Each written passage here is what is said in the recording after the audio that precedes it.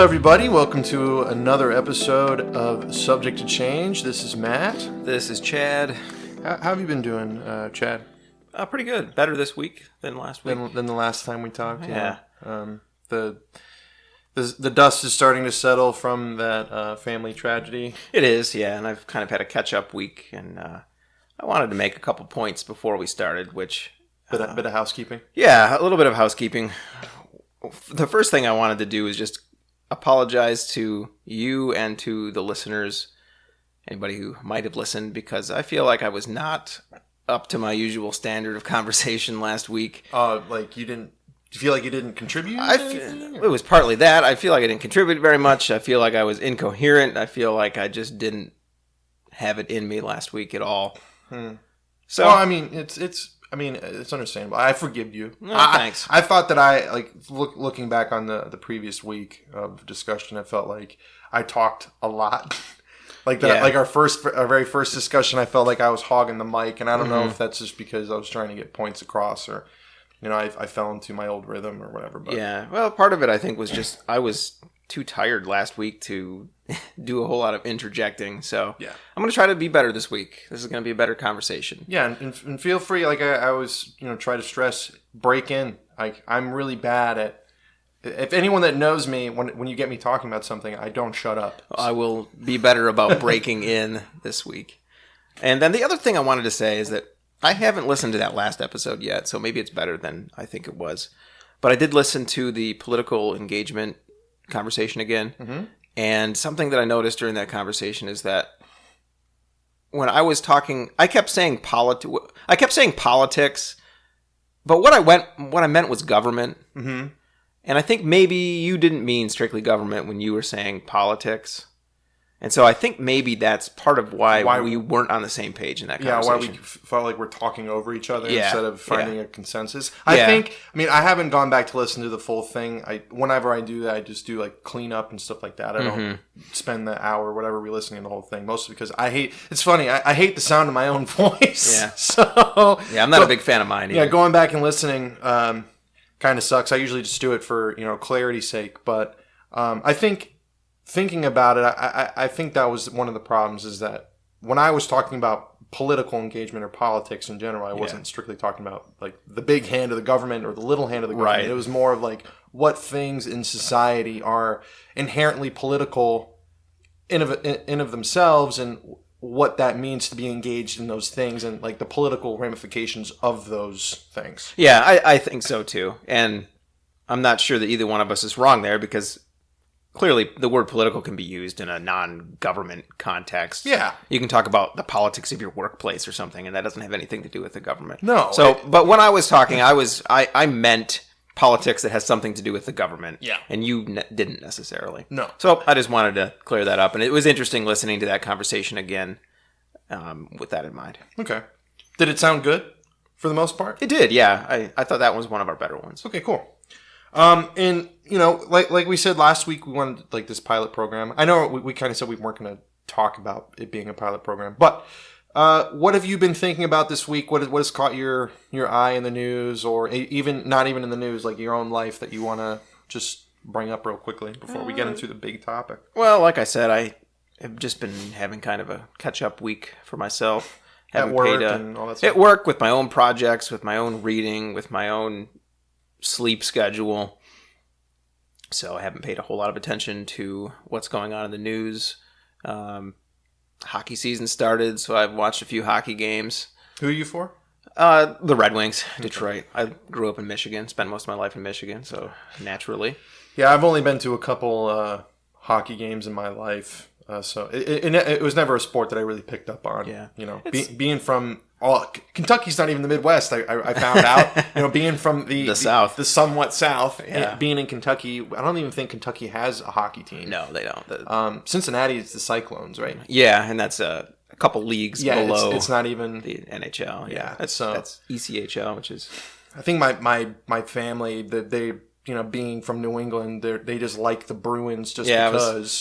But they don't actually. No one in my family really even watches or cares about hockey. So yeah, it's the only sport that I really follow. I enjoy watching other sports, but don't follow them. I really don't spend a lot of time watching hockey either, because it's kind of far down the priority list. Yeah. But at the beginning of the year, I like to watch a few games, and then I like to watch the playoffs at the end of the year. Yeah, I feel like a lot of people who aren't like diehard sports fans kind of do the same thing. Like, Yeah. I'll be interested in the beginning of the season just to see how well they do in the beginning, and then catch up again. Like with football, at the end of the season to see who's going to be in the playoffs or the Super Bowl or whatever, and just be there for those things. But I might have a game on in the background, or I watch highlights and stuff like that. But. yeah.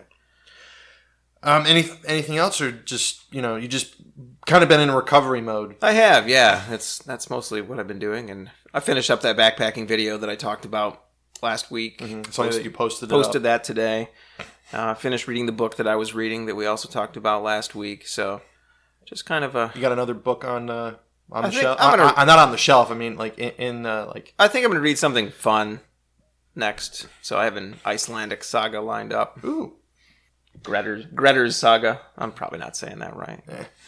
It's probably like really. I mean, I've listened to some like spoken Finnish and Icelandic and that kind of stuff, and it's just like really weird intonation and stuff. But so for me, as you will now know, I am sliding on that political scale. Yeah. My engagement is a lot higher than Chad's, but mostly because I have a lot of time to read about and be engaged with and like see these things, mostly because I'm still unemployed.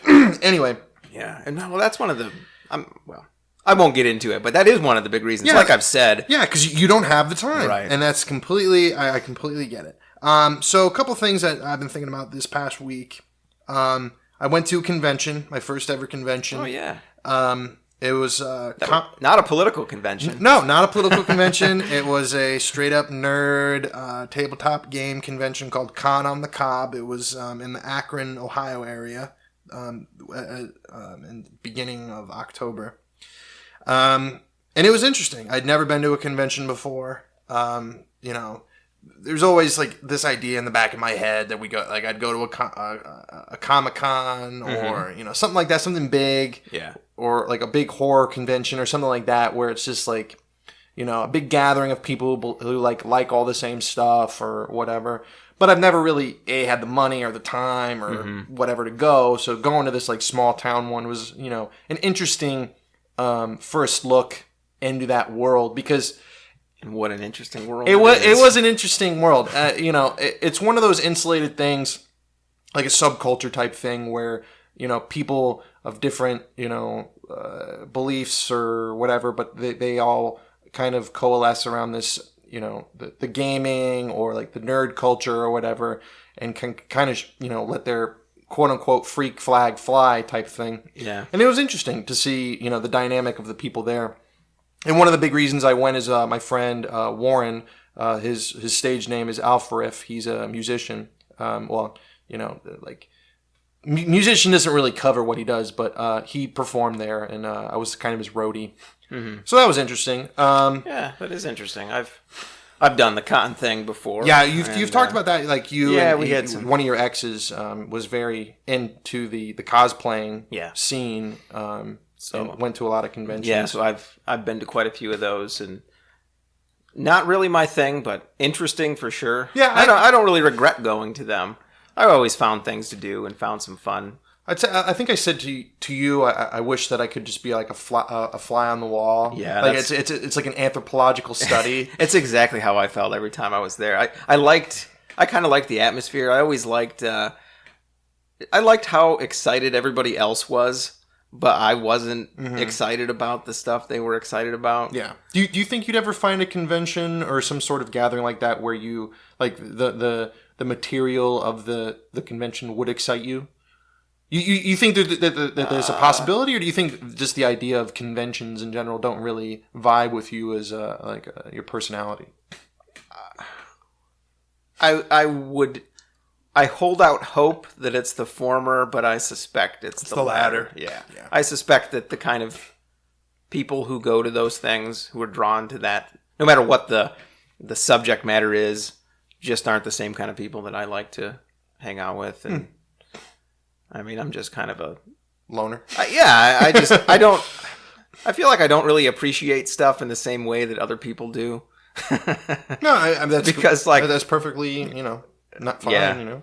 like I've always been into somewhat geeky or nerdy things, and people would assume that I would get along at a convention like that, but I'm just not into that stuff in the same way that other people are. I'm just much more casual, and it's not part of my identity, and you're not as overt with your like fandom type stuff. Oh, right, not at all. Yeah. I'd say I'm kind of the same way when it comes to the overtness of what I'm into. I'm more, I guess, laid back. I'm never really,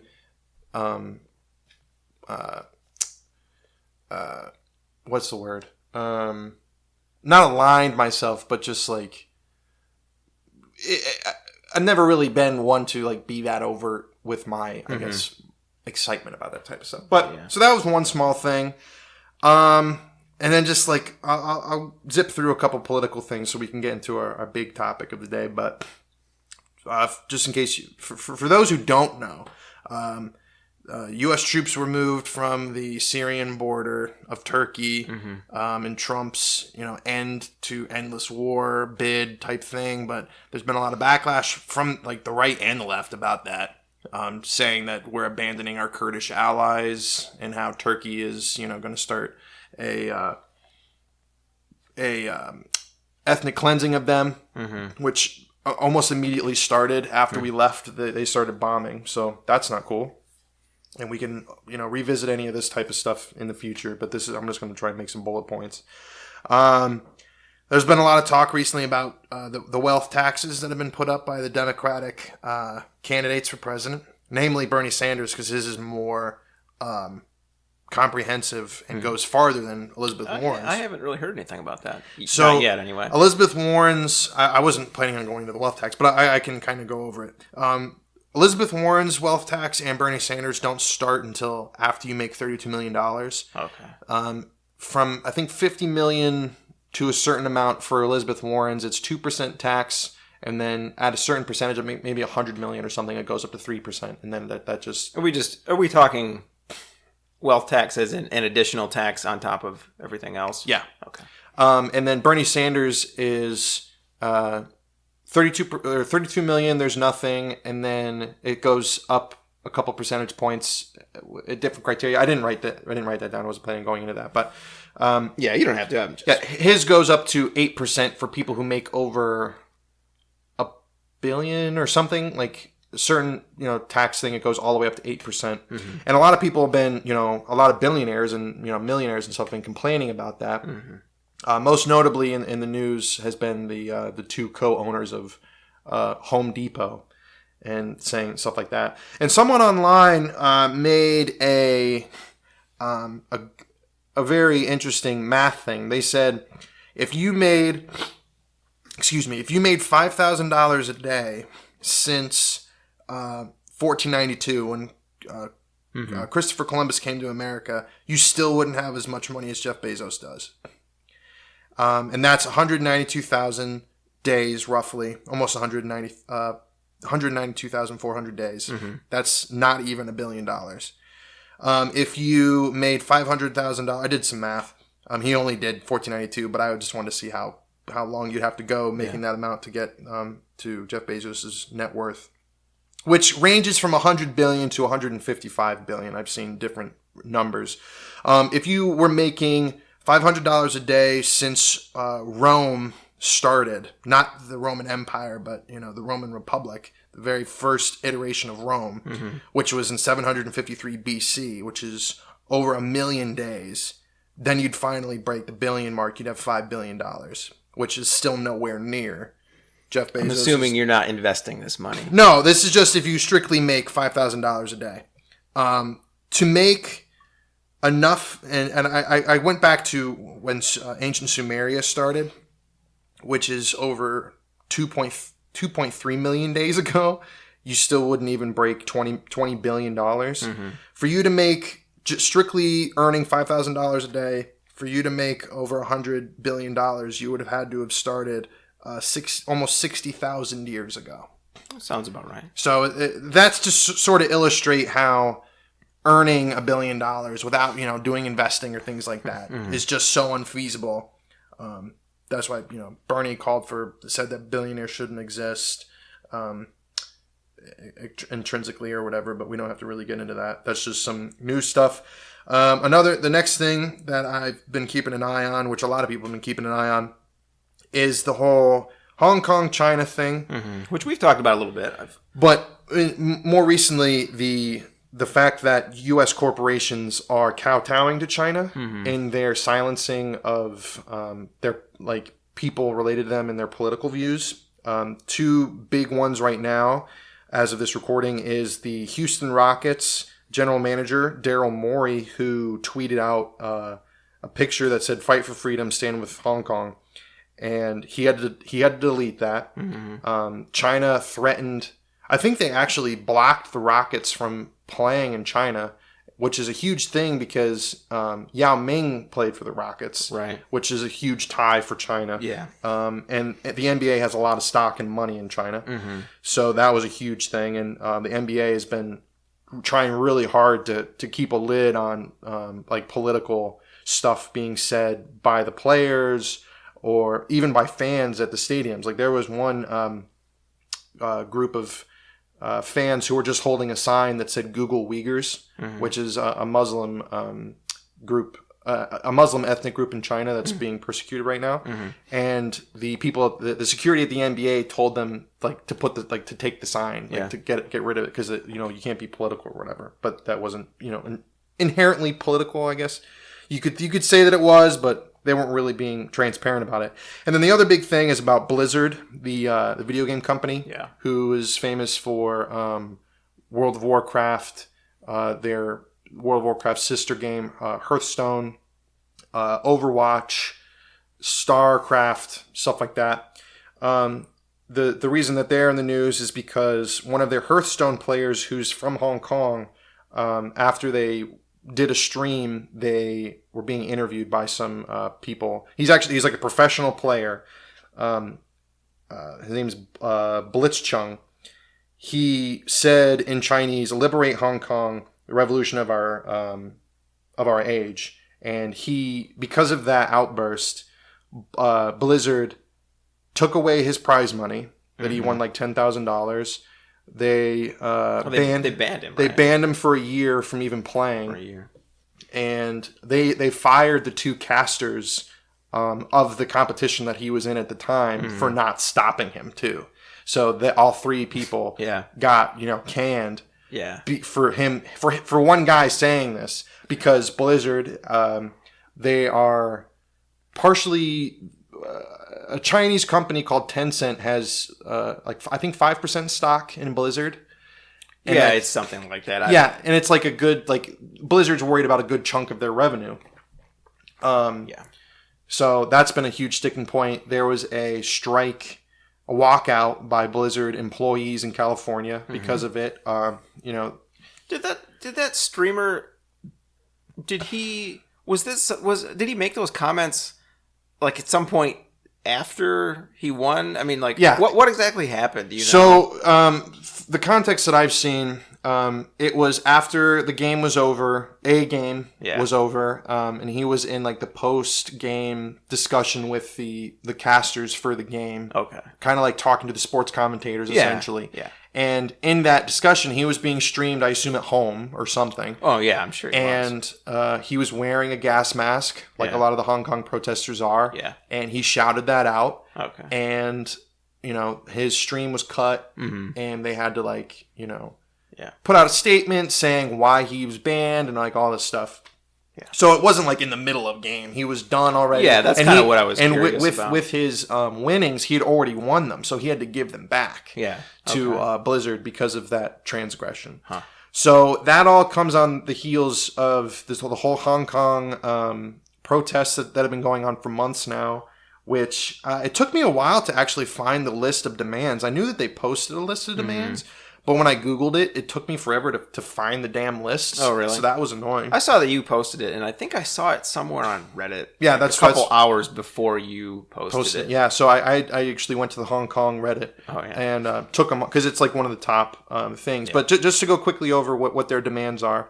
They have 5 demands. Like one of their rallying cries is 5 demands, no, not one less. Their first big one was the extradition bill that was put down over the summer, and that's what started. That was like right? yeah, that was. But clearly, it's about more than that. Yeah, no. Pretty much everything else is in relation to how the protests have been dealt with. Okay. By the government. So the extradition bill is essentially saying that if you break a law in Hong Kong, you can get sent to Beijing to deal with the consequences. And Hong Kong is pretty much saying that shouldn't happen because, with the one country, two systems thing, Hong Kong, if you break a law in Hong Kong, you should be tried in Hong Kong. And you can't, if you break a law in China, but you're not in China, it shouldn't matter. The extradition bill has been stalled. Essentially, their prime minister or president or whoever, I wish I'd written that down, but she said it was dead in the water, so that demand is technically it went through. But the rest of their demands are all dealing with how they've been treated as when they were protesting.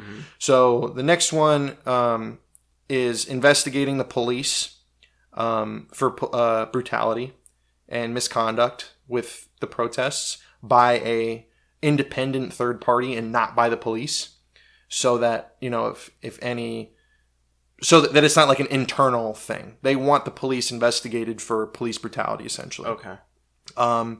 They want a recall of the protesters being called rioters, because apparently the protests, which are lawful because they have a more democratic constitution, have been described as being riots so that they can be arrested for protesting. Yeah. And they want that to be reversed.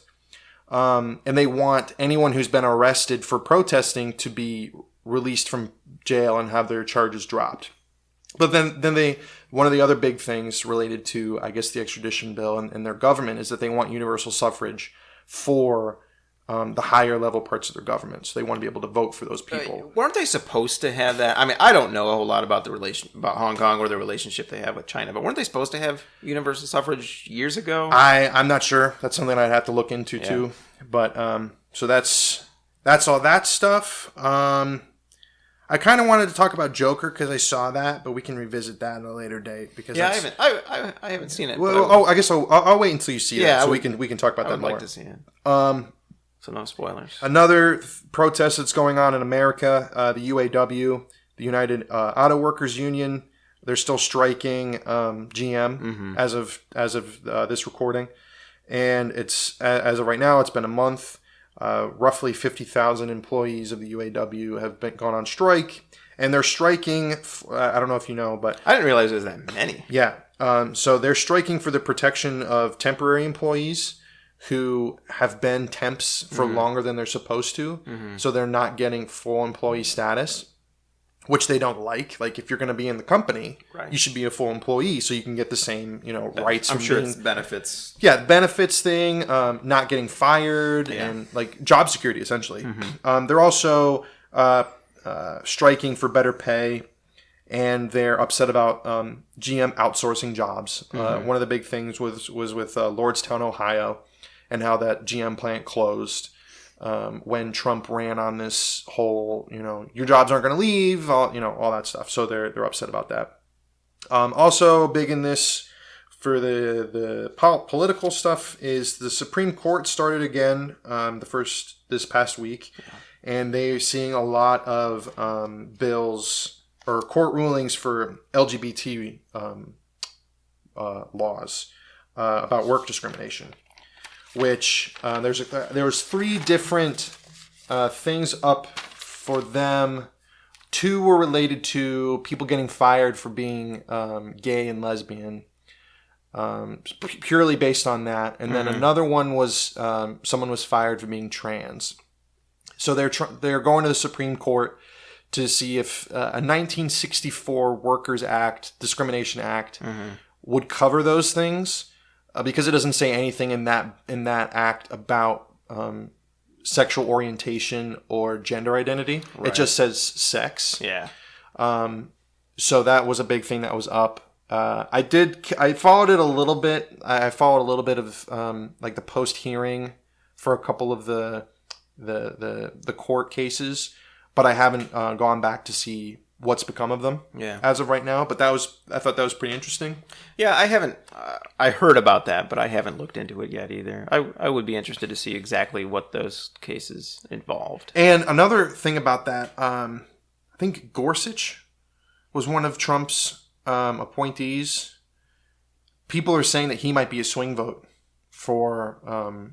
He won't be like a hardliner. Oh, okay. Republican conservative thing because he's more constitutional, so that he might actually be a swing vote for the more liberal side of that, saying that those people are being discriminated against. So that was interesting too. A couple more things. I brought up the Trump pullout of troops from Syria, and I was, I've heard the Kurds, and I've heard of that, back. As far back as like the Iraq War when it started, I'd heard that term before, but I never knew what it meant. But they're just an ethnic group that's been in Turkey, the Syria area for a really long time, and they've been persecuted because of their different religious views and all that sort of stuff. And essentially, by us being in the area with our 50 personnel or whatever, Turkey didn't attack. And now that we're gone, Turkey's attacking them now. Yeah. So there's a lot of uproar about that from both sides. Like Lindsey Graham came out and said that he was against it, which Lindsey Graham has been very flip-floppy on his support for Trump. Another big thing that's been in the news, the whole Ellen DeGeneres, George Bush scandal. I don't know if you heard anything about that. Yeah.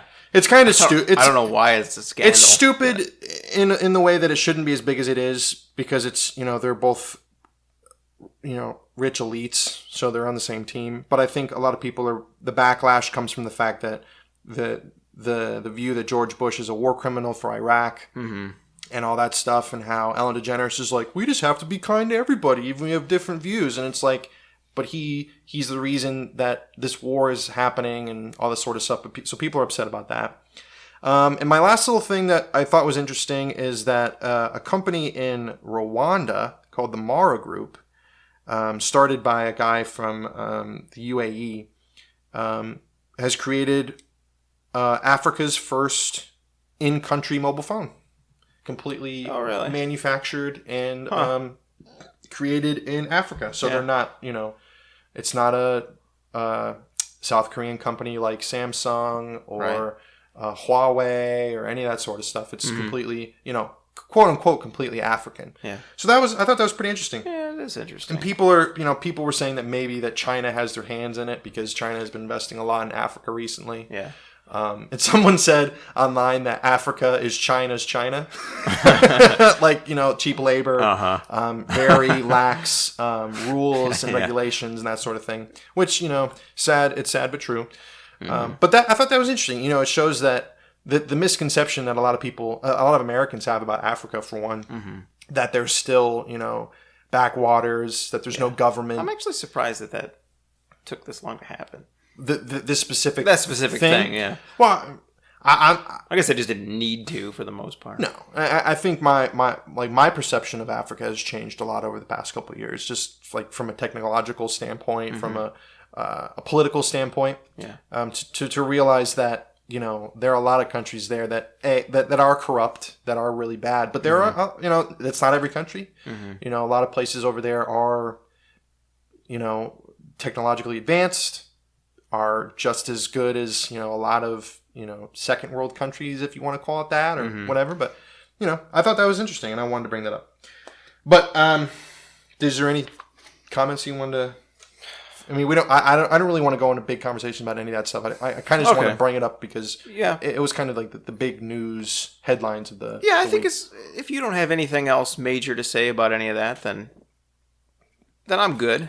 No, the only thing is that I wish I knew more about the Kurd thing. Like, I don't know a lot about it. I was reading into it a little bit, but that's something I'd like to learn more about. But of all of these things, I think I'm the most. The two things I'd say I care the most about are the Hong Kong protests and the UAW strike, since. The Hong Kong protests, for me, shows their willingness to fight for their freedom. to get away from the heel of China, which is a very dictatorial regime, and to be on the world stage without having Xi Jinping breathing down their necks. And the GM strike thing just plays into the politics that I believe in with Bernie Sanders. The working class is important, and they aren't getting their due. But if you want, we could just, unless you have something else to say. But I'm ready to get into our big. Yeah, topic. That's fine. I'm just kind of still trying to process some of that. And I mean, you're talking about wishing to know more about that stuff. I mean, that's one reason why I'm not saying more about any of that. I mean, I'm not trying to downplay the importance of any of that stuff. Now, for me, it's more of just like an awareness thing. Yeah, and well, I think that's a good attitude to have about it, because there was a point in my life where I felt the need to have an opinion about everything. Yeah. And I don't feel like that anymore. I feel like I can casually follow the news and be aware of what's going on and not necessarily have to have an opinion about it, especially an opinion that I'm going to air to other people and possibly contribute to the amount of ignorance out there, because I don't want to do that. And I feel like, any of this stuff, I could try to have an opinion about Hong Kong, and, I do sympathize with them. But I don't know nearly enough about Hong Kong as a nation, and about their relationship with China, and about exactly what's even going on in this specific situation to have much of an informed opinion about it. And I'm glad that you take that approach, that you're not just having a hard line opinion based on little to no real connection. It's so easy to do, and it's like I feel like we're almost encouraged to do that, to have reactionary. To have an opinion about everything. Yeah, especially I think social media kind of contributes to that too, with the ease in which we can shout our opinion. Yeah, and how much of it you see. It's. And I've been sucked into that before. There was a period in my life where I felt the need to have an opinion about everything and be able to talk about everything, and I just don't feel like that anymore. And I think it's for the best. And I think I was actually thinking about this today too, because thinking about what I cared about this week and what I cared about the week before. Mm-hmm. That, the week before was all about the climate change stuff, Greta Thunberg, and that feels like that happened a month ago. Yeah. That was 2 weeks. Right. And that's not in the forefront of the news anymore. Mm-hmm. So it's like you got to grapple with what you want to care about week after week after week. And I think for me, I'm trying to figure out which of these, world issues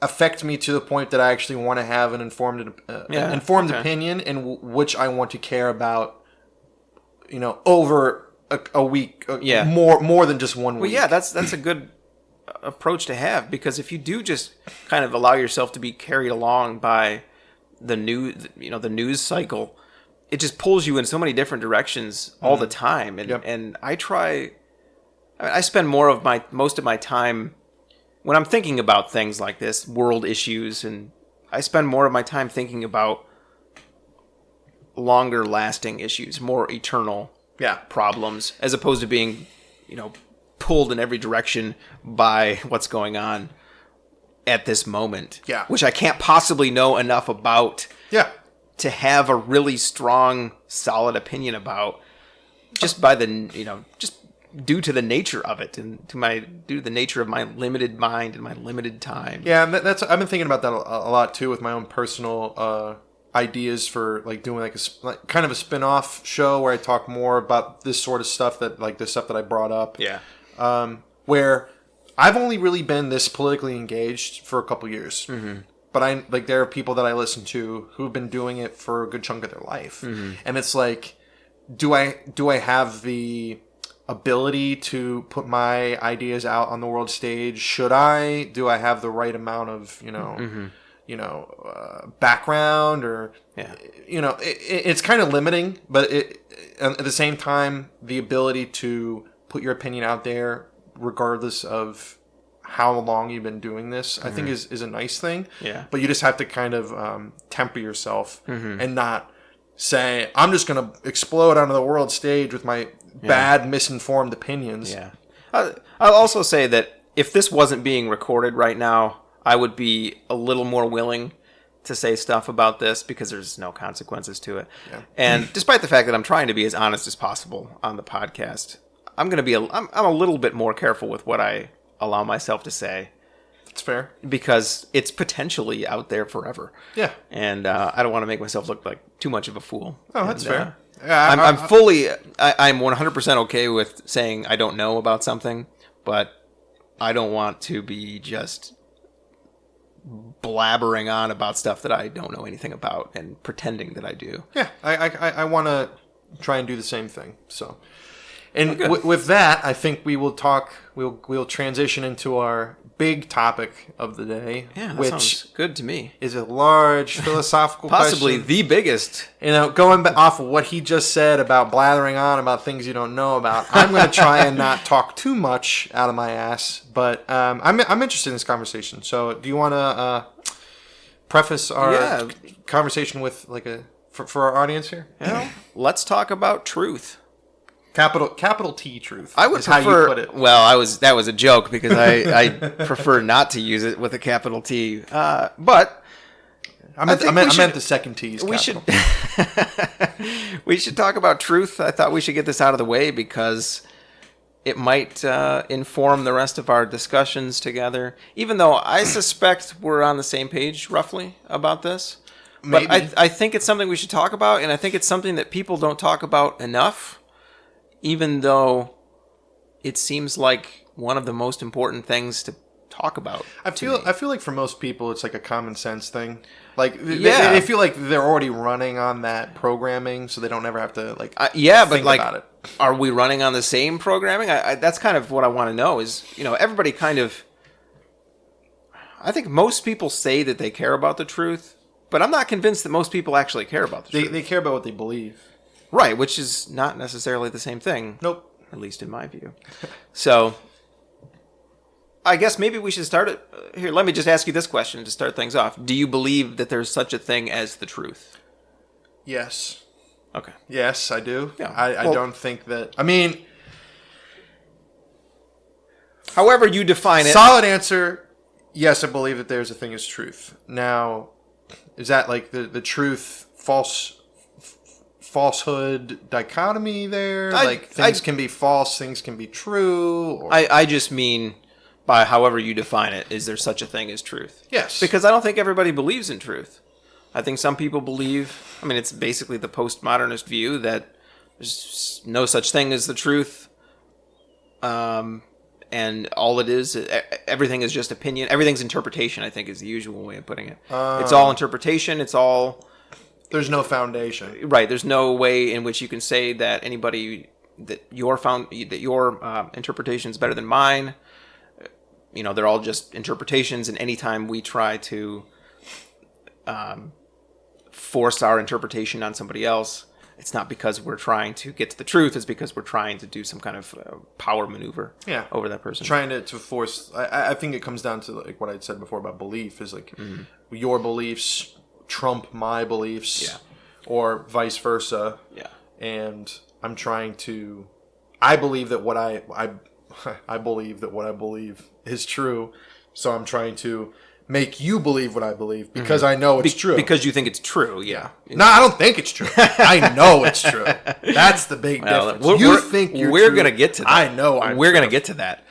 But first I think maybe we should we define our terms? Sure. At this point. Do you want me to read the definitions that I've gotten off of... Did you make these up or did you get these No, from somewhere? I got these off of the internet Okay.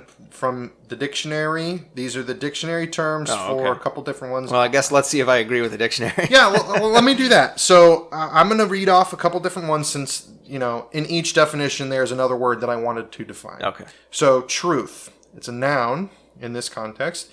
Quality or state of being true. What does true mean? True is an adjective, in accordance with fact or reality. What's reality? Reality, noun. The world or state of things as they actually exist. exist, verb, have objective reality or being. So exist and reality both have each word in them, so it's kind of recursive.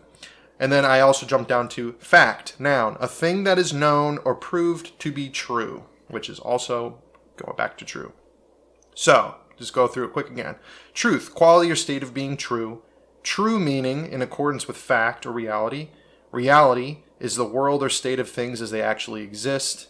Exist, they have objective reality or being. Fact, a thing that is known or proved to be true. Yeah, there's an interesting circularity there. But I do roughly believe... I roughly agree with the dictionary. You believe! I suppose is good that I... Do you agree with those dictionary definitions? Yeah, I mean, the fact that it is very circular was kind of, like, annoying. That's why I had to define so many different words in there to get to, like, some sort of baseline, I guess, or a foundation. Yeah, the circularity... is going to... It causes a problem that I think we're going to get to. So, let me get this out of the way. I think that most people, for the last reasonable time period, probably a couple thousand years, or maybe even going back to Plato and Aristotle, I think most people subscribe to what's called the correspondence theory of truth. Which I wrote. Which is... The world provides what is and what is not, and the true saying or thought corresponds to the fact so provided. Yeah, basically, the correspondence theory is a thing is true if it corresponds to some kind of objective reality. Yeah.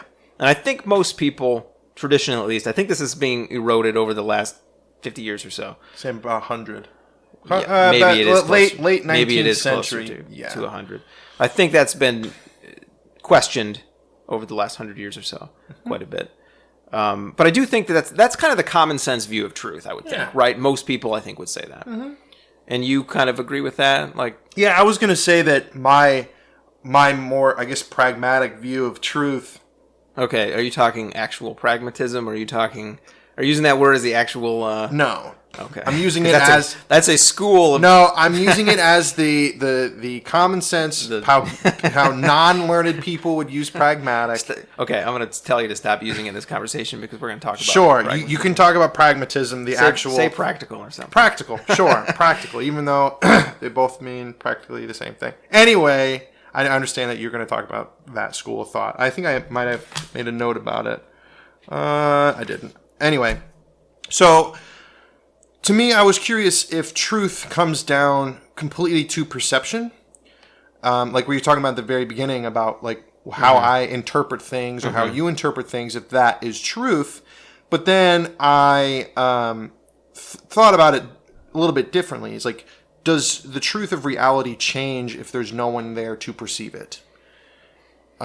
Which is a question nobody can answer, unfortunately. Which is, that's also like a not even just a philosophical thing. It's like a physics question. Yeah, and about like what we do when we actually observe things. Yeah, and that's that is a very controversial and question with a lot of history behind it. Yeah, I don't know if I want to really.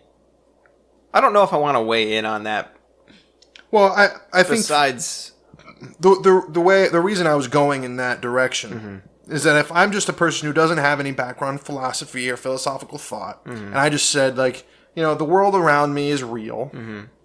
We're not going to get into solipsism or any of that stuff. Like people don't even really think about that, but just like from a practical point of view, is that the world in front of me is true and real because I witness it. It is through my perception. Right. Now, your perception of reality and my perception of reality can differ. Like if you have, like for one thing that I like to bring up when I think about this is color.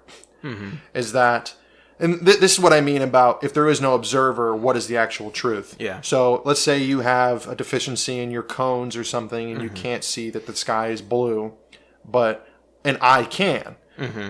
Who's right? Yeah. I would say I'm right. You would say you're right. Yeah. But then we'd have to look at it from an objective standpoint, which I know we're going to get into objective and subjective. Yeah. But an objective standpoint saying that from a data scientific view that because of the refraction of light through the elements in the air, it causes this color, which is blue, at a certain time of day. Or at least causes most humans to see it as that color. Yeah, so that's potentially other animals, depending on the kind of vision they have. And that's another aspect of it too, about light. But that's obviously getting deeper and deeper into it. But is it true? Well, Are you moving on to the next thing? Can I add something there? Sure, go ahead. Because I think that brings up something that I think we should add, is that I think you have to admit, or I think we need to admit, that there are different types of truth or different levels of truth. Yeah. So, like, there can be a human level of truth. Yeah. The fact that the sky is blue is a human truth. Like, if there were no humans around, I don't think there would be anybody to say that the sky is blue. Does that change the composition of the sky? No. It's still made of the same thing. Yeah. And I guess that just comes down to, again, perception. Like, if you're a being that can only see in infrared light, the sky wouldn't be blue. Right. Or like flowers look different to humans than they do to bees. Yeah. Or butterflies. Because of the light. Yeah. Which, light is a fucky thing anyway. Like, I've tried to wrap my head around light and color, and it is so... just thinking about color boggles my mind. Yeah, and that's why I think that's why a lot of philosophical debate involves color. And it does add a lot of complications to this. So maybe we can set this aside for a second. But that's where, I mean, we can set it aside after I make this point, is that it all comes down to, like I said, the perception of reality, and how what might be true, like for you, like, and this kind of goes back to the belief thing, is that because of the way your eyes are made, you believe that the sky is a certain color. Let's say you didn't know the science, or I didn't know the science. That would back up my blue sky claim. What's actually true in that situation? It's true for you, in a way, because that's how you perceive the world. And it's true for me. So I think that's one of those sticking points on, like, what's actually true. Yeah, I think maybe another way of saying what I'm trying to say about that is that those are facts, but they're facts about human perception. Yeah. I think maybe that's enough to say about that. There's probably no ultimate cosmic way in which the sky is blue. No. The cosmic way, I mean, we can drop this because I don't want to get into a long debate about color, because I don't know enough about it. But like I said, whenever I try to think about it, it hurts. Well, that's because it's complicated. It is complicated. But in the spectrum of light that exists, without the viewer, the sky is blue. Like, the spectrum of light exists whether or not we see it. I'll agree with that. So that's the truth that I'm talking about. I know. That's what I meant. Yeah, I know. But yeah, I understand your point. I think we we're on the same page. But go ahead. Where did you want to go? Where do I want to go with this? Because you said you don't want to be on the human perception part of truth, or is it a different side of that? No, I think I do mostly want to talk about the human level of truth. Because for the most part, that's what we're talking about. Setting aside all the philosophical stuff, most of the time when people are talking about what's true, we're talking about the human level, right? So most of the time when I'm talking about truth, I am talking about the human level of truth. But I wanted to get to the complication behind all of those circular definitions. So the problem, I mean, I think I do subscribe to the correspondence theory of truth. But the problem with it is, how do you determine whether a thing corresponds with reality? Which turns out to be a serious problem. Yeah. No, that's one of the critiques that I read when I was reading through it. Right. I mean, and it is. That is a serious problem, and I understand why some people kind of totally do away with the idea of the truth. Not to mention all of the, interpretation stuff, which we might get into. I don't want to. I'm not sure how to approach that yet, but so how do you get around how do you determine whether something corresponds with reality? Because it can't just be, I say it, or I believe it. Yeah. There's a quote that I have by Charles Pierce that I kind of connected with. It So the opinion which is fated to be ultimately agreed to by all who investigate, he's talking about science, is what we mean by the truth, and the objective represented in this opinion is real. So it's when everyone is looking in a certain direction, and that like what they uncover from that investigation is what's true. Mm-hmm. Now, that can also be faulted as well, because if you're looking in the wrong place and you think you found something, that doesn't mean it's necessarily true. But I think that this was like a critique on the correspondence theory, saying that, you know, the correspondence is just like, kind of what I talked about at the beginning, is like the world around me, I can see it, this means it's true or it's not true, like what I can tell. But then the scientific, like when you bring science into it, bringing up these things that we can't necessarily perceive on the human level, colors what we deem to be objectively true or not. That's at least that's how I interpreted that. Yeah, that's how I interpreted that. Well, that's a real problem. I mean, the interpretation thing's going to keep coming up. It's interesting that you should bring up Charles Sanders Peirce, I think, right? Yep. I didn't write his middle name. I believe that he was the philosopher who inspired the school of pragmatism. Yeah, I think William James, who I've read a couple William James books over the last few months. He has a solution to that, and I read his pragmatism lectures over the summer. I read them first because I've always been skeptical about pragmatism as a theory of truth, and I wanted to know more about it from the man himself. Well, do you want to give a truncated? Yeah, I will in a second here. The second I just wanted to mention, though, the second thing was that I thought maybe if I read this book and figure out what I think about pragmatism, I can kind of solve all of my questions about truth and finally decide what I think about truth. Turns out that didn't happen. Yeah. And I think I can finally admit that the whole truth project is a lifelong pursuit, and it's far more complicated than any one person can figure out, and far more complicated than you would think. But I did want to talk about pragmatism because I think it offers a solution to the problem I just mentioned, which is the problem of how do you determine whether something corresponds with reality. And what William James said is that you see what works. Yep. And he said that the truth is what works. And I don't know if I like saying it that way. I think I would prefer to say what works because it's true. But I think regardless of how you say it, I think that the way to test whether something corresponds with reality is to test it out in the real world and see whether it holds up, see if it works. So that seems to get around most of the problems with the correspondence theory and with any kind of practical or common sense ideas about the truth. So you test something like the real world, or reality is, which is all that exists, and everything that exists is reality, is basically like a giant petri dish, and you test out whatever truth hypothesis you have, and if it holds up to reality, then we can consider it true for the moment. Because that's what it means for something to be true, right? I mean, if it doesn't hold up to reality, I don't see how you can call a thing true. Okay. I think the problem with that. Go ahead. The problem with that is that it kind of dooms us to never be certain about most things. That's what I was going to say. I was going to ask you if you think that all ideas of truth are fleeting.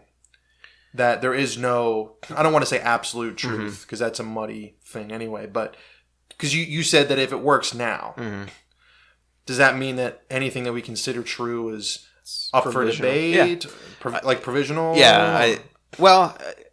Yes, except for things like math and formal logic. Like 2 + 2 = 4, we can be certain that that's true. If you, like a properly constructed syllogism is true because it follows the rules of formal logic. So that stuff, I think you can have absolute truth. But for the most part, most things aren't those things. Most things in our everyday life are not like that.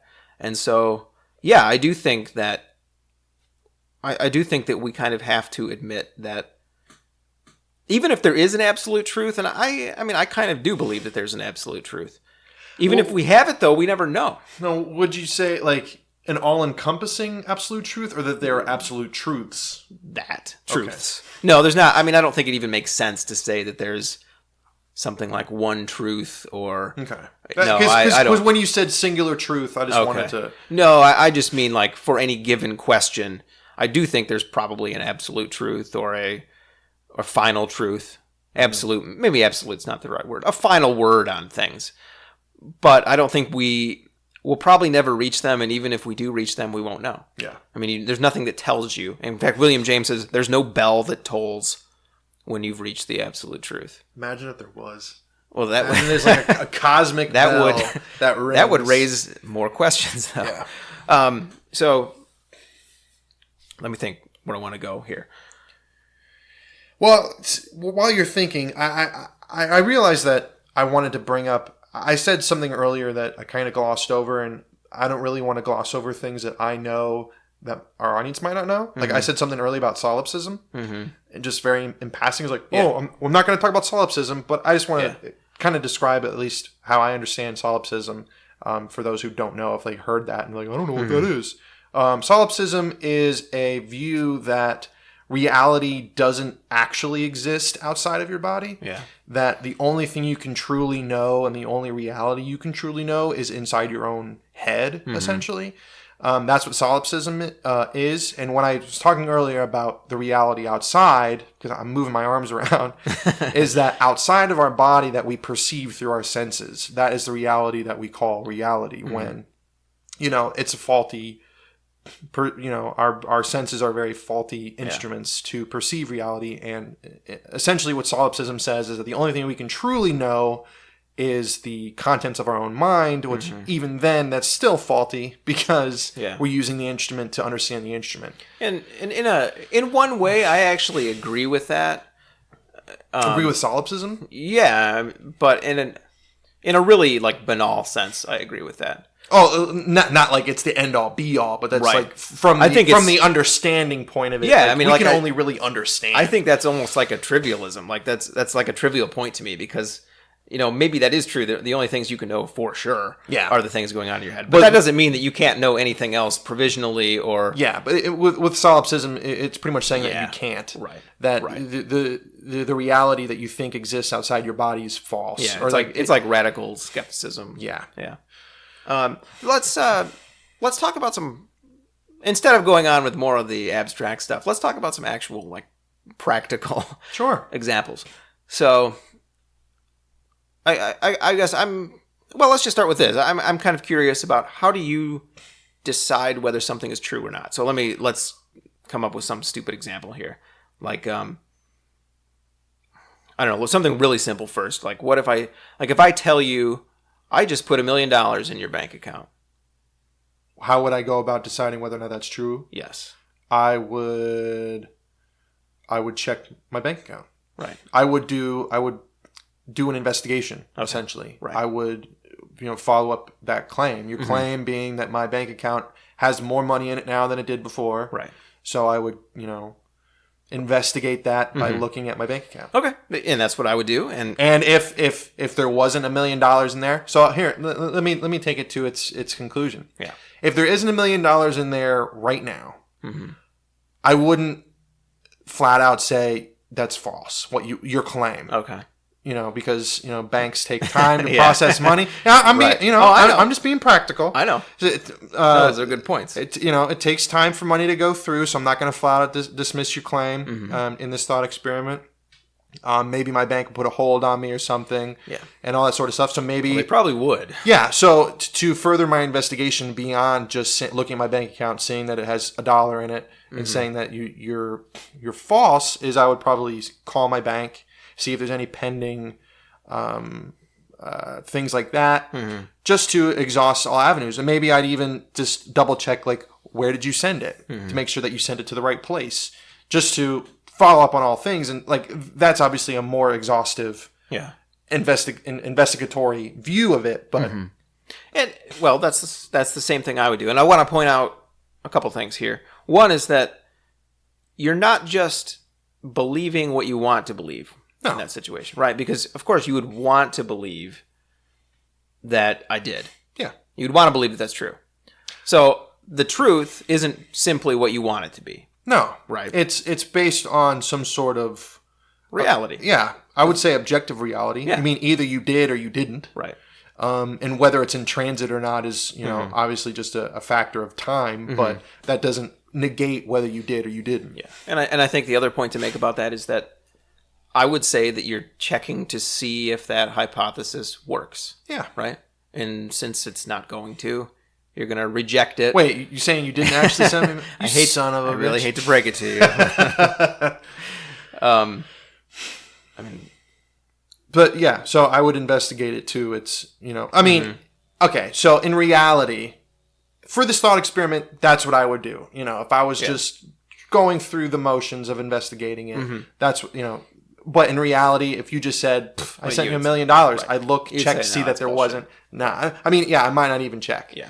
But, through like, to broaden that thought experiment out to how investigation works, that those are the methods I would choose to, negate or falsify or prove your claim. And I think you could, to have something that's slightly more complicated than that, let's say there's something wrong with your car. You got to my apartment and you told me that there was a problem with your car. It's making a funny noise or something. And, I could tell you that, maybe your serpentine belt is going bad.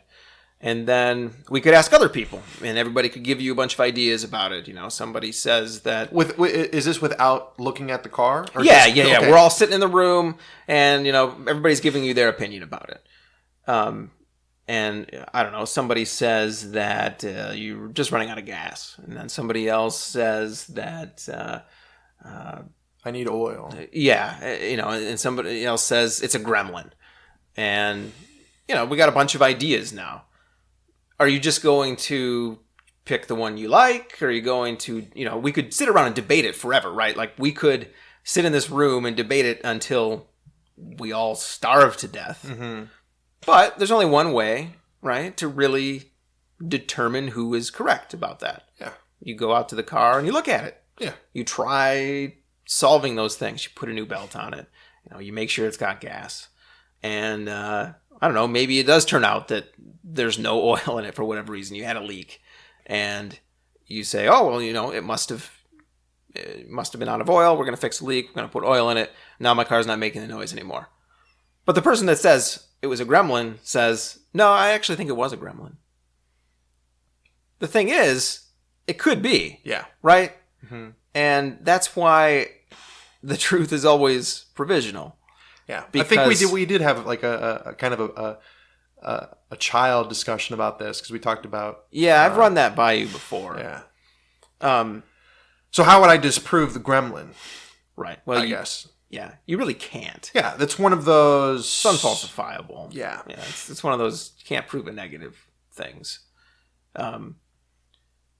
So those are pretty. I think those are pretty straightforward things. But something else I'm curious about is, what about when it comes to like your political views?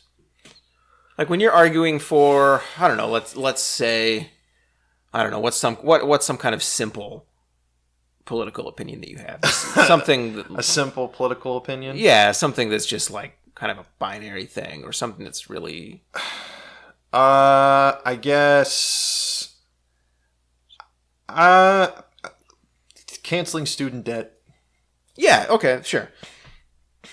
When you say that that's your opinion about that we should cancel it. Not, okay. My opinion of student debt is that it should be canceled. Okay. When you say that, is there something, do you think you're making a truth statement when you say that? I think... Or do you think that's just an opinion? I think, okay. I think if you have something like that, if you're for or against it, it's obviously an opinion, but it's based off a certain number of maybe truths or falsehoods that you hold. So with canceling student debt, if you're for it, you could say, here's a truth about it. this debt that people have is crippling, and without it, they'd be able to do things, more financial things. That's, I would say, that's quasi-objective, because it's leading more towards these numbers. They equate to something, and if they're changed, it'll have a different outcome. Whether or not that's provable is obviously where it being a little bit muddy. Or if you're against it, you could say the same thing. It's like these numbers, if they go away, it can affect this part of the society or something. So those ideas about what effect that the outcome will have, it comes down to, I think, personal preference, personal experience, what you think matters for outcome, and things like that. Like another thing, I guess we could go a little bit farther, is the wealth tax, which is another political view that I have, that I think we should have a wealth tax.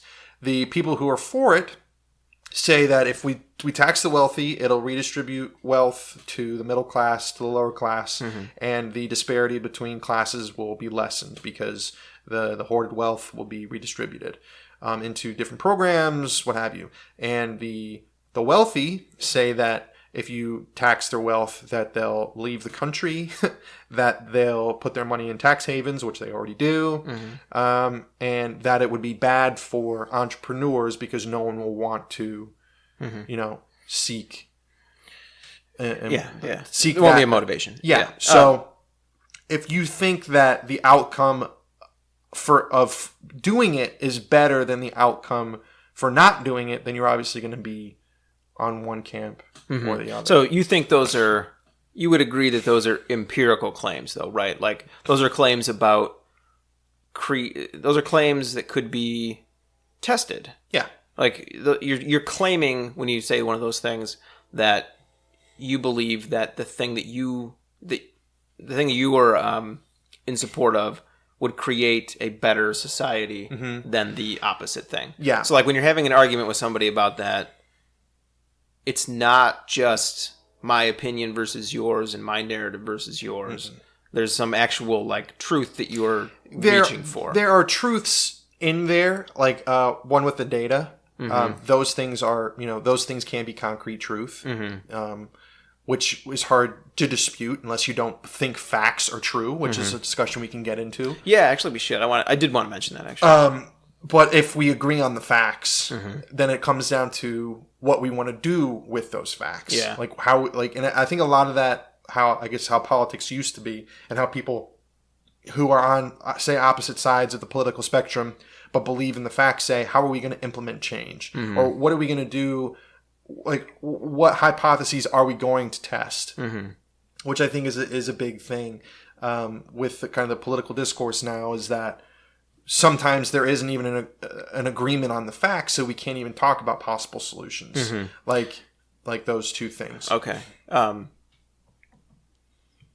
I think I'm in agreement with you about that, but there is an additional problem that comes up, that even if we all possess the same facts and agree on the same facts, we might not agree on what to do with them. Yeah. Do you agree with that? Yeah. So that leads into... I think that comes down to, like I said, personal preference, personal experience. Or which things you value values above other things. Yeah.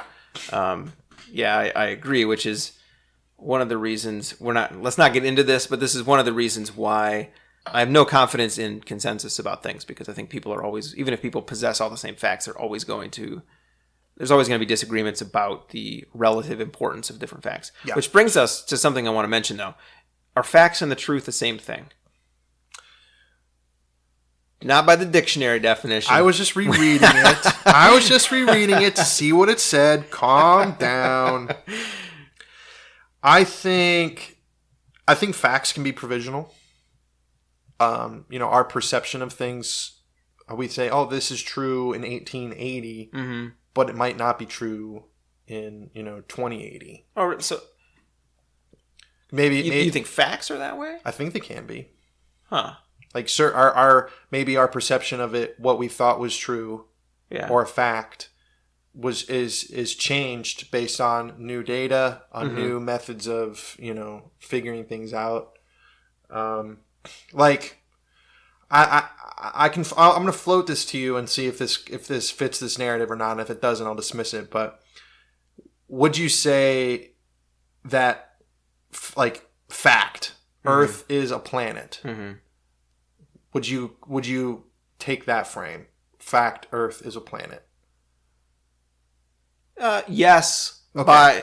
By human definitions of the words. Okay. Yeah. So, fact, 1930, Pluto is a planet. Yeah, okay. But now it's not. Yeah, okay.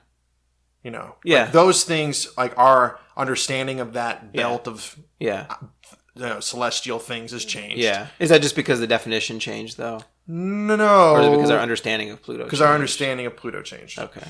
So, like, does that mean we were just wrong about the facts, though? You could say it that way. Maybe. Mm-hmm. Is that the same? Would you say that's different or the same as being provincial? Because if you think something is true at one point, but it turns out to be false later, does this mean you're wrong and it was never true? Or was it true at some point and now it's not? That's actually one of the very reasons I read Pragmatism, was to see what Pragmatism said about that question. Because I've always been uncomfortable with what Pragmatism said. Because I'm really uncomfortable with the idea that, this thing was true, but now it's not. But now true. we know more and it's not true anymore. Because I always want to say, it was never true, we just thought it was, but we were wrong. And what Pragmatism has to say about that, it's kind of unclear. I do think... From your description of Pragmatism, it sounds like if it worked as a truth then, but it doesn't necessarily work now. Yeah, I mean, basically it's something like... It's... Like the porcupine thing? Yeah, I was thinking about that. I think I want to touch on a couple other things before we get into that, though. Sure. Yeah, I want to nail down this facts versus truth thing. But now I got like 3 ideas. I got too many plates spinning right now. Let me try to reduce it to 1. Here, break a couple. About the... Okay, so the facts versus truth thing. I guess what I'll say really quick is I listened to the debate between Jordan Peterson and Sam Harris 2 or 3 years ago about truth. Mm-hmm. And basically what was going on, and they had 2 podcasts. They were very tedious. A lot of people thought it was boring. But basically what they were arguing was Jordan Peterson's pragmatist view of the truth versus Sam Harris's what I would call like a scientific realist view of the truth. Mm-hmm. And only until I didn't fully understand what the disagreement was until I read Pragmatism. But I think what the disagreement was is that in Sam Harris's view, the truth is the facts. Yeah. But in Jordan Peterson's view, the pragmatist view is that those aren't the same thing. Because what William James said is that facts are neither true nor false. They just are. Mm-hmm. And the truth is what we make of the facts. And I'm not sure I like the idea of making truth. I'm a little uncomfortable with that. Yeah. But I do think there's a difference between facts and truth. Or at least there's a difference, because you can have... Truth might be something like possessing all of the relevant facts about something. Because there are an infinite number of facts. See, for me, I'm trying to like work this out in my own head. That's why I was bouncing for a second, just trying to like throw the idea around. I'm trying to think of an analogy to run this through, like some sort of thought experiment to run that thought through the truth and facts thing. Because like, thinking about it from the correspondence view is that they're linked. Yeah. Like, it's true, or fact, the grass is green, so it's true that grass is green. But I guess, would the pragmatist view of that unlink those for some reason? Or is that not just... Or does the fact that we perceive it as green not really matter for any reason? Yeah, I think that's the part that I guess I'm trying to wrap my head around, is like... Yeah. Because from the pragmatist view, from the way you've described it, and from what I think I understand it, is that the truth has to matter for some reason. Yeah. And because I listened to that same discussion with Jordan, and it seemed like that's what he was if saying. the truths don't matter for any, because I think one of his analogies was about an affair, and Sam was saying, whether or not the guy knew about it, the affair was true. Yes. Because it happened. Yeah. And Jordan was saying that it's not good for the guy to know that it's true. So it's not true? Okay. Well, maybe I'm misinterpreting that, or I'm misremembering it. But I know that was they couldn't nail down. Yeah. Like Sam, I agreed with Sam. Sam was like, the affair happened, so it's true. Yeah. But then Jordan was saying that since there is no good coming out of him knowing that about it, or something. Well, I mean, if you can unmuddy that, or let me try really quick. Yeah. Because I think that I do understand that a little bit better now. So part of the whole pragmatism thing is that the truth has a purpose. So I can't remember. I think William James said something like the truth is that which serves life, or something like that. I think Jordan has said that too. Yeah, he said something very similar. I think they mean the same thing. So I do think that in that way, truth has to, in order for something to be true, it does have to matter. And I think to try to unmuddy that little debate that they were having, I think it's something like Sam Harris was saying that the affair was true. I think I don't know about Jordan Peterson, but I think the pragmatist would say something like the affair was a fact. But it's not necessarily a truth or something of the sort.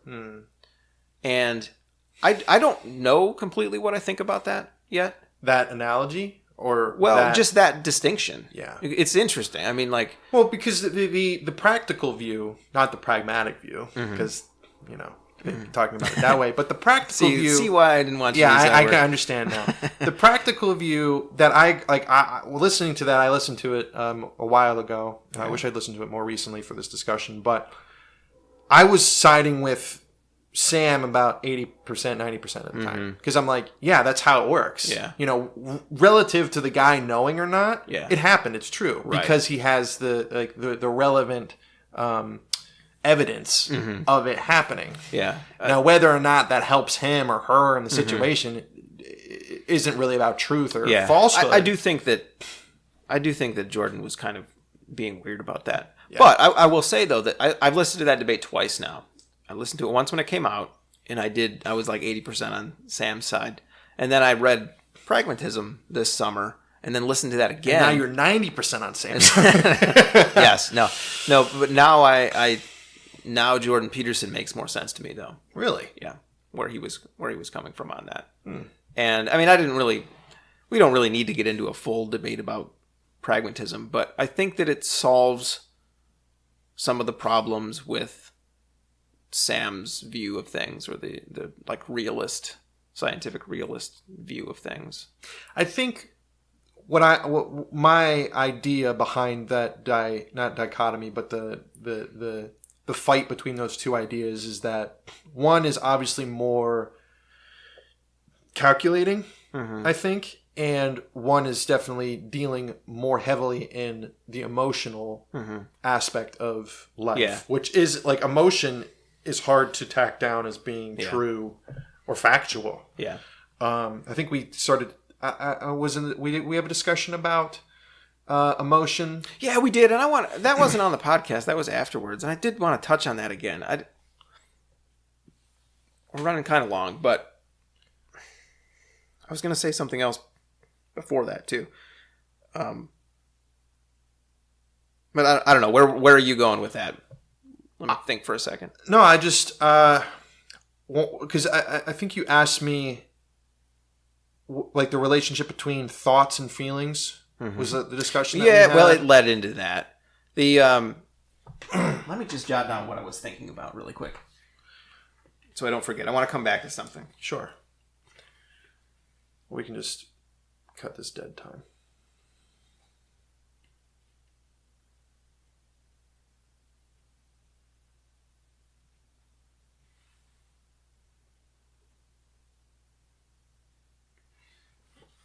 Okay, so the point I was making, I wanted to bring this up again. I had asked you whether feelings are real. Feelings are real. Yeah. And you would agree? Yeah, I'd say, well, I didn't know that we were agreeing. I thought you were just asking me. Oh. Yeah, I would say that feelings are a real thing. Okay. I want to clear that up because for some reason, whenever I start talking about truth with people, they accuse me of denying that feelings are real. In what way? Do you have well, because I start saying that your feelings don't determine reality and that your feelings can be mistaken and things like that. Or they can lead you astray. No, I don't think that your feelings determine reality. I think that they are colored by reality. Yeah. In our discussion, I talked about how that there's a stimulus and based on some, factual, I don't want to say factual truths because that's being muddy again, but like based on some sort of facts about who you are as a person will determine what feelings you'll have at any given moment. Yeah, that's a fair thing to say. But what I always end up saying in discussions about the truth is something like, this thing is true whether or not you feel that it's true, and people take that to mean that I'm somehow denying the importance of feelings or denying that feelings are real. No, I think that's just a semantic. But right, I'm not saying that your feelings don't exist or they don't matter. All I'm saying is that a fact is a fact, or a truth is a truth, regardless of how you feel. I wouldn't say feel. I'd say believe, whether or not you believe it. Yeah, that's fair too. But I just mean something like. Because I think feel. The blanket term feel is too broad. Yeah, you're right. Because since emotions are so. Yeah, that's basically what I'm talking about. Just because you believe something doesn't make it true. Yeah, that's how I would reaffirm that. Right. If I had gotten to that. Yeah, but your feelings about it are real. I mean, they're a real. Yeah, part your feelings are real, but they. Yeah, I but they can lead you astray. Yeah. Okay. The thing that I wanted to get back to though is the thing about facts and truth is that the facts, the bare facts about anything don't help you get through life, right? Or the bare facts alone. Yeah, I think, wasn't that in their discussion too? Probably. That, you could know a plethora of facts, but that won't help you. Yeah. That's one of the that's part of the usefulness of distinguishing between truth and fact, though, I think. Yeah. Because, maybe outside of human, as far as human beings go and our lives go and our consciousness goes, we need to know how to behave and how to act and how to get through life successfully. That's what we care about. Yeah, and a lot of our, our societal firmware, I guess, isn't really completely based off of truth. It's based around a lot of guessing. Based on like how do I think someone is going to interact with me? Given like if I do X thing, how are people going to react?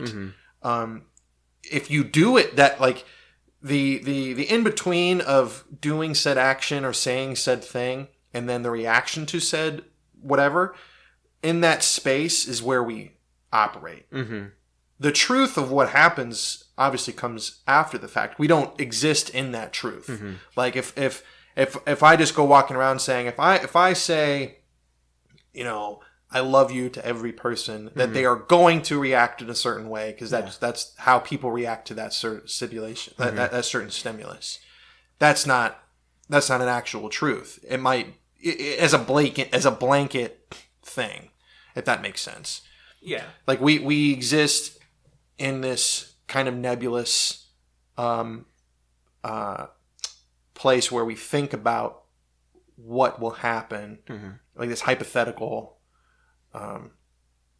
juxtaposition to what actually is true, how they will react. It's arguably the reason we have the brains that we have, is to run simulations about what's going to happen so that our hypotheses can die in our stead.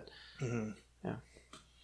Because if we tried to run on just a completely fact-based firmware, like trial and error, we would have to. We wouldn't be able to simulate. We'd have to go through Right, you would have to every go. single thing. You would have every to, time. You would have to touch the fire to find out that it was hot, and you would have to step off the cliff to figure out that it was going to break all your bones. You could.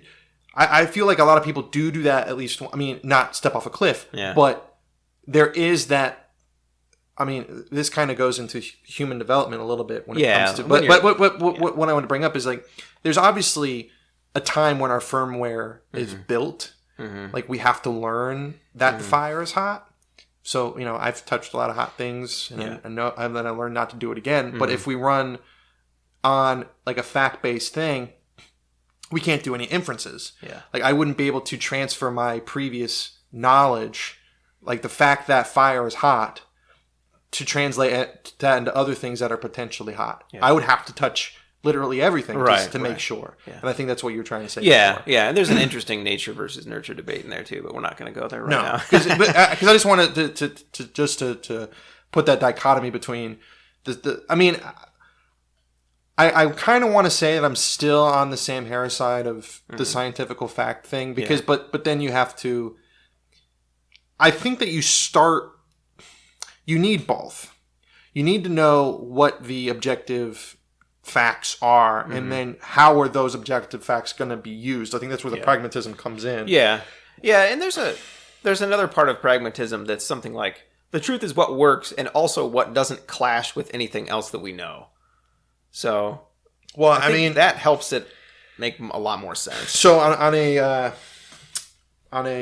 like a micro physical scale, that kind of goes away though. Like, when we talk about what do you mean? Atoms and electrons and that sort of thing, like our pragmatic view of the universe doesn't really scale. Yeah. Well, that's another thing. Like, I kind of skipped over this at the beginning, but that's kind of like when we're talking about human level truth. Like, that's not the same as elementary particle level truth. Yeah. Well, so would you make a distinction?